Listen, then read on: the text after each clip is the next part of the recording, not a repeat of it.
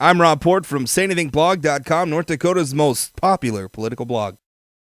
Why should a candidate get to decide what issues they're going to campaign on? Why does Heidi Heitkamp get to decide which issues are going to be top priorities in her campaign and which issues aren't? I mean, to me, that's up to the voters, right? I mean, isn't that what politicians are supposed to be doing, is listening to the voters and finding out what we find important and then using that as a basis to devise their platform to address what we find important when they get elected into office? The reason why I bring this up is because over the weekend, obviously, the Democrats had their statewide convention.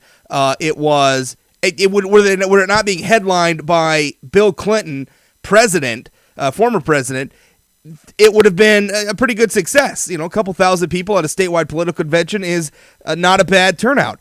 Unfortunately for Heidi Heitkamp, Bill Clinton was there. Democrat Party officials had estimated somewhere like 8,000 to 10,000 people were going to be attending. Maybe 2,000 people showed up. We have pictures on SayAnythingBlog.com to show the crowd, which was pretty thin. And, that's a pretty ugly showing for Heidi Heitkamp. Right after the convention, she sent out a fundraising letter to her supporters saying the subject line of which was thousands, which was supposed to be a reference to the people in the room when she accepted her nomination. The problem is there is some doubt about whether or not there were actually thousands of people in the room, which is going to be really inconvenient for Heidi Heitkamp because she needs to convince, even more than convince voters at this point in the election cycle, she needs to convince national Democrat operatives, the national party infrastructure, that she can win in North Dakota. The convention, I think, was supposed to be evidence of that. This convention was supposed to have 8,000 to 10,000 people in the room when Heidi Heitkamp accepted her nomination to show what an insurgent candidate she is, what a sleeper candidate she is, and thus convince them that her campaign is worth investing in. Unfortunately, it flopped, and it is very inconvenient for Heidi Heitkamp that this happened. Now, what's funny, and I think this is maybe what's driving why she was a little prickly about this issue after her speech. During her speech to the convention, she didn't mention Obamacare. And one of the reporters there noticed that she didn't mention Obamacare and asked her about it. It's Krista Dom from the Fargo Forum. I quote from Dom's article, Heitkamp did not mention healthcare at all during her speech. When asked why, Heitkamp said that while healthcare is important and there will always be a lot of discussion about healthcare, it's not one of the top priorities that define her campaign platform. What drives me to run for the United States Senate is energy policy, ag policy, kids, seniors, and veterans, Heitkamp said. I'm going to talk about those reasons why I'm running for the United States Senate. If Republicans want to talk about the reasons why I shouldn't be running for the United States Senate, that's their dime. I'm going to use this time that I have to talk about what I care about. Okay, so one of the things she apparently doesn't care about is Obamacare. I mean, isn't that what she's telling us? She's only going to use this time to talk about the things that she cares about, and she's not going to talk about Obamacare.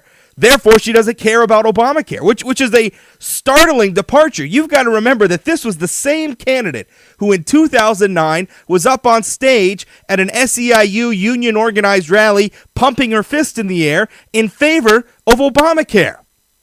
She cared about Obamacare in 2009. She's been an outspoken proponent of Obamacare on the radio, in the media, and other places in favor of Obamacare since it was first brought up by the Obama administration. Now, though, all of a sudden, she's running for the U.S. Senate. She's going to be campaigning for votes in North Dakota. North Dakotans overwhelmingly oppose Obamacare. There has never been majority support by any measure you care to mention in North Dakota. As a matter of fact, Earl Pomeroy lost re-election to the U.S. House by 10 points on the back of his vote for Obamacare. In the context of all that, this candidate, who again was pumping her fist in the air for the SEIU people in favor of Obamacare, now all of a sudden doesn't want to talk about the Obamacare issue.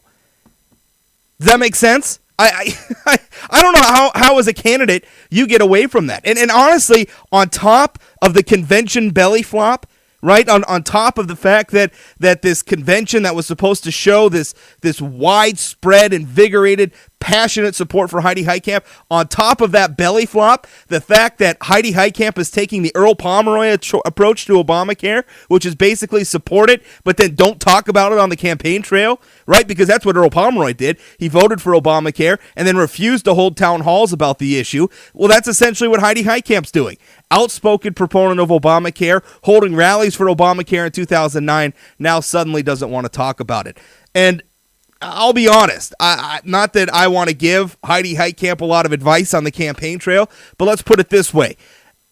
That decision to ignore Obamacare, to hold Obamacare at arm's length, in the context of the fact that everybody knows she was an outspoken supporter of it in the past, that's going to hurt Heitkamp even more than just her support for Obamacare, right? I mean, because not only is it going to be her supporting a policy that North Dakotans don't like, it's going to be her supporting a policy that North Dakotans don't like and then having the arrogance to tell North Dakotans that they don't get to hear her talk about it.